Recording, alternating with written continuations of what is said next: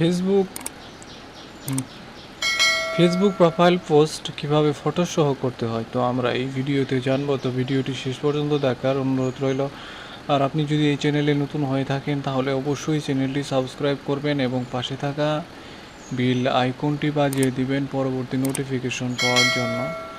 তো এটা করার জন্য প্রথমত আপনাকে যে কাজটি করতে হবে সেটা হলো আপনি প্রথমত ফেসবুকে আপনি লগ ইন করে নেবেন। তো ফেসবুকে আমরা এখান থেকে প্রবেশ করছি।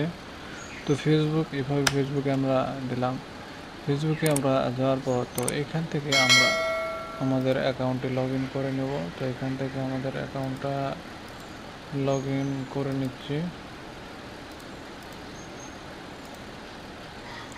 তো আমাদের অ্যাকাউন্টটি লগ ইন হচ্ছে।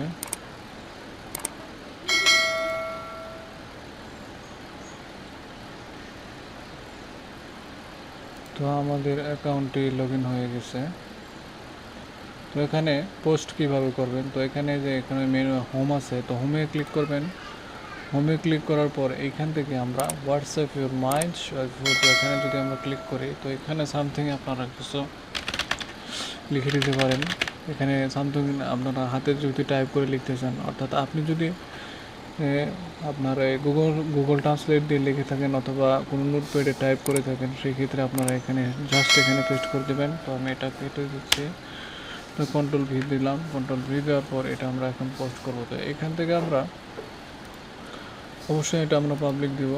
পাবলিক দেওয়ার পরে তো এখান থেকে তো দেখেন এখানে ফ্রেন্ড সিলেক্ট করতে পারেন যদি ফ্রেন্ডের জন্য। তো আর্টিকেল সাধারণত আমরা সবার জন্য পোস্ট করে থাকি, সেক্ষেত্রে আমরা ওটা ডান দিয়ে দেবো।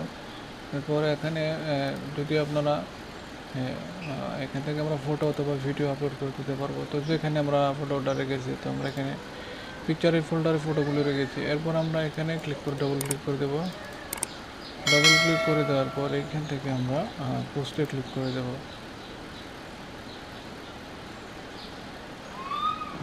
তো আমাদের পোস্টটা কিন্তু পাবলিশ হয়ে গেছে। তো আমরা এই ভিডিওতে জানলাম যে কীভাবে পোস্ট পাবলিক করতে হয়। তো ভিডিওটি শেষ পর্যন্ত দেখার জন্য আপনাদেরকে ধন্যবাদ জানাচ্ছি।